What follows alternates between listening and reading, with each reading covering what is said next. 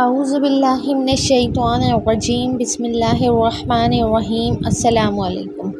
علماء تفسیر کا بیان ہے کہ ایک دن حضور اکرم صلی اللہ علیہ وسلم نے وعظ فرمایا اور قیامت کی ہولناکیوں کا اس انداز میں بیان فرمایا کہ سامعین متاثر ہو کر زار و قطار رونے لگے اور لوگوں کے دل دہل گئے اور لوگ اس قدر خوف و ہراس سے لرزہ بدنام ہو گئے کہ 10 جلیل القدر صحابہ کرام حضرت عثمان بن مظعون جمحی کے مکان پر جمع ہوئے، جن میں حضرت ابو بکر صدیق، حضرت علی، حضرت عبداللہ بن مسعود، حضرت عبداللہ بن عمر، ابو ذر غفاری، حضرت سالم، حضرت مقداد، حضرت سلمان فارسی، حضرت معقل بن مقرن اور حضرت عثمان بن مظعون رضی اللہ عنہ اجمعین تھے۔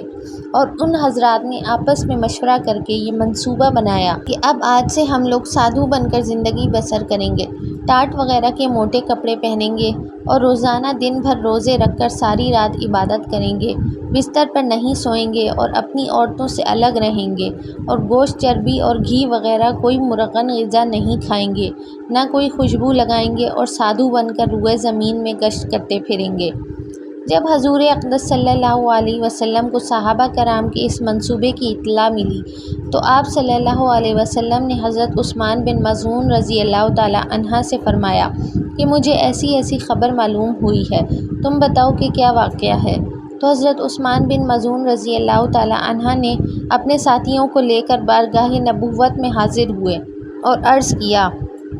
کہ یا رسول اللہ صلی اللہ علیہ وسلم، حضور کو جو اطلاع ملی ہے وہ بالکل صحیح ہے، اس منصوبے سے بجز نیکی اور خیر طلب کرنے کے ہمارا کوئی دوسرا مقصد نہیں ہے۔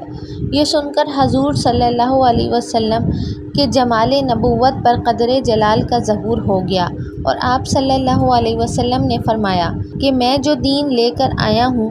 اس میں ان باتوں کا حکم نہیں ہے۔ سنو، تمہارے اوپر تمہاری جانوں کا بھی حق ہے، لہٰذا کچھ دن روزہ رکھو اور کچھ دنوں میں کھاؤ پیو اور رات کے کچھ حصے میں جاگ کر عبادت کرو اور کچھ حصے میں سو رہا کرو۔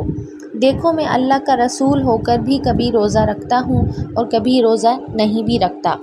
اور گوشت، چربی، گھی بھی کھاتا ہوں، اچھے کپڑے بھی پہنتا ہوں اور اپنی بیویوں سے بھی تعلق رکھتا ہوں اور خوشبو بھی استعمال کرتا ہوں۔ یہ میری سنت ہے، اور جو مسلمان میری سنت سے منہ موڑے گا وہ میرے طریقے پر اور میرے فرما برداروں میں سے نہیں ہے۔ اس کے بعد صحابہ کرام کا ایک مجمع جمع فرما کر آپ صلی اللہ علیہ وسلم نے نہایت ہی مؤثر وعظ بیان فرمایا، جس میں آپ صلی اللہ علیہ وسلم نے برملا ارشاد فرمایا کہ سن لو، میں تمہیں اس بات کا حکم نہیں دیتا کہ تم لوگ سادھو بن کر راہبانہ زندگی بسر کرو۔ میرے دین میں گوشت وغیرہ لذیذ غذاؤں اور عورتوں کو چھوڑ کر اور تمام دنیاوی کاموں سے قطع تعلق کر کے سادھوؤں کی طرح کسی کٹی یا پہاڑی کی کھو میں بیٹھ رہنا، زمین میں گشت لگاتے رہنا ہرگز نہیں ہے۔ سن لو، میری امت کی سیاحت جہاد ہے، اس لیے تم لوگ بجائے زمین میں گشت کرتے رہنے کے جہاد کرو اور نماز، روزہ اور حج و زکوٰۃ کی پابندی کرتے ہوئے خدا کی عبادت کرتے رہو اور اپنی جانوں کو سختی میں نہ ڈالو، کیونکہ تم لوگوں سے پہلے اگلی امتوں میں جن لوگوں نے سادھو بن کر اپنی جانوں کو سختی میں ڈالا تو اللہ تعالیٰ نے بھی ان لوگوں پر سخت سخت احکام نازل فرما کر انہیں سختی میں مبتلا فرما دیا، جن احکام کو وہ لوگ نبھا نہ سکے، اور بالآخر نتیجہ یہ ہوا کہ اللہ تعالیٰ کے احکام سے منہ موڑ کر وہ لوگ ہلاک ہو گئے۔ جیسے کہ سورہ مائدہ میں ارشاد ہے، اے ایمان والو، حرام نہ ٹھہراؤ وہ ستری چیزیں کہ اللہ تعالیٰ نے تمہارے لیے حلال کیں، اور حد سے نہ بڑھو، بے شک حد سے بڑھنے والے اللہ تعالیٰ کو ناپسند ہیں، اور کھاؤ جو کچھ تمہیں اللہ نے روزی دی حلال پاکیزہ، اور ڈرو اللہ تعالیٰ سے جس پر تمہیں ایمان ہے۔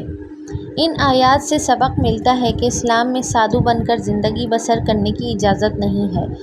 عمدہ غذاؤں اور اچھے کپڑوں کو اپنے اوپر حرام ٹھہرا کر اور بیوی بچوں سے قطع تعلق کر کے سادھوؤں کی طرح کسی کٹیا میں دھونی رما کر کے بیٹھ رہنا یا جنگلوں اور بیابانوں میں چکر لگاتے رہنا، یہ ہرگز ہرگز اسلامی طریقہ نہیں ہے۔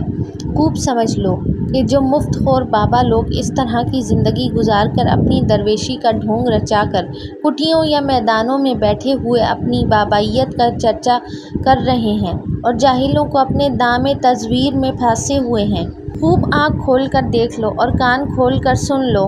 کہ یہ سادھوؤں کا رنگ ڈھنگ اسلامی طریقہ نہیں ہے، بلکہ اصل اور سچا اسلام وہی ہے جو رسول اکرم صلی اللہ علیہ وسلم کی سنت اور ان کے مقدس طریقے کے مطابق ہو۔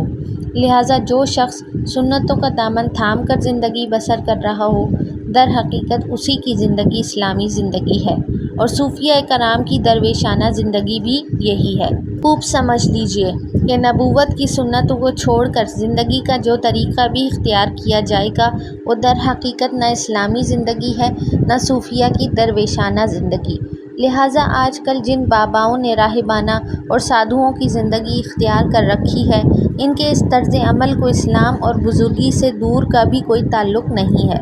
مسلمانوں کو اس سے ہوشیار رہنا چاہیے اور یقین رکھنا چاہیے کہ یہ سب مکر و کید کا خوبصورت جال بچھائے ہوئے ہیں، جس میں بھولے بھالے عقیدت مند مسلمان پھنسے رہتے ہیں، اور اس بہانے بابا لوگ اپنا الو سیدھا کرتے رہتے ہیں۔ ایک سچی حقیقت کا اظہار اور حق کا اعلان ہم عالموں کا فرض ہے، جس کو ہم ادا کر رہے ہیں۔ دعا ہے کہ اللہ تعالی ہمیں دین حق پر اور سنت پر عمل کرنے کی توفیق عطا فرمائے۔ آمین ثم آمین یا رب العالمین۔